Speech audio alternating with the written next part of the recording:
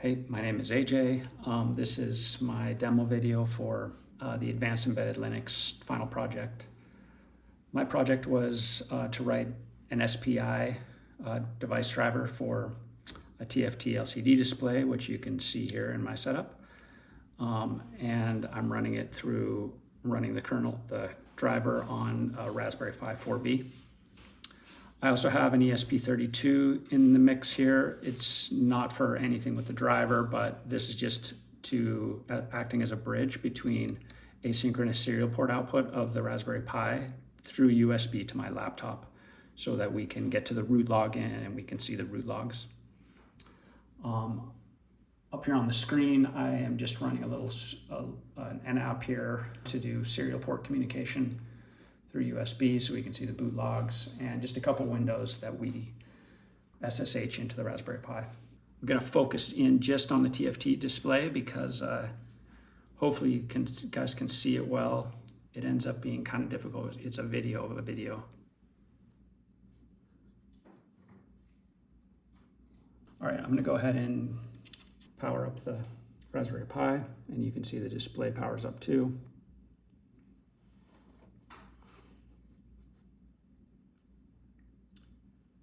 Boot logs. All right, we'll go ahead and log in. We also need to manually start the Wi-Fi interface on the Raspberry Pi. I don't have it configured to start automatically. Okay, we've been assigned an IP address by my router. I'll go ahead and log in to the Raspberry Pi. I'll do it in both windows. And in this bigger one, just tail the syslog. All right, in the home directory, I've dropped just a load module script for the kernel driver.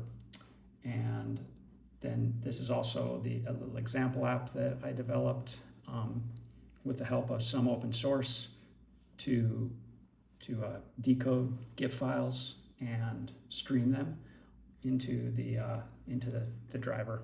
To start out with, first things first, let's go ahead and just load the module.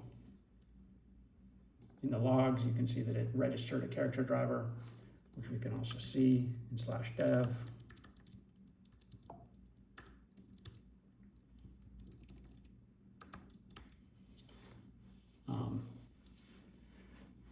And you can also see that the probe message was invoked. And I'm doing some logging in the probe message just to verify that I'm correctly reading my device tree information.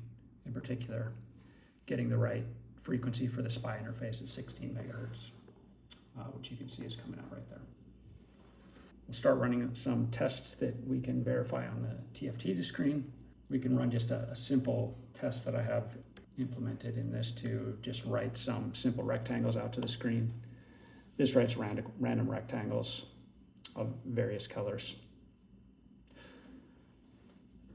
So we can see that is working correctly.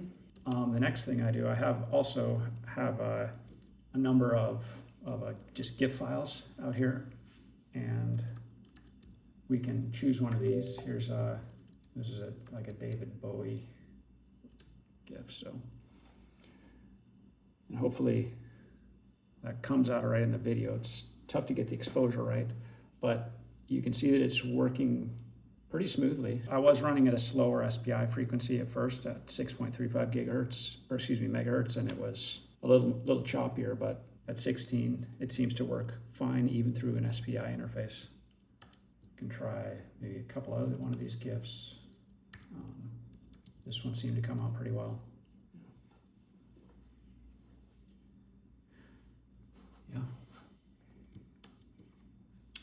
So that is the bulk of it. The only other thing we can just verify, we can run the load script to unload the kernel driver.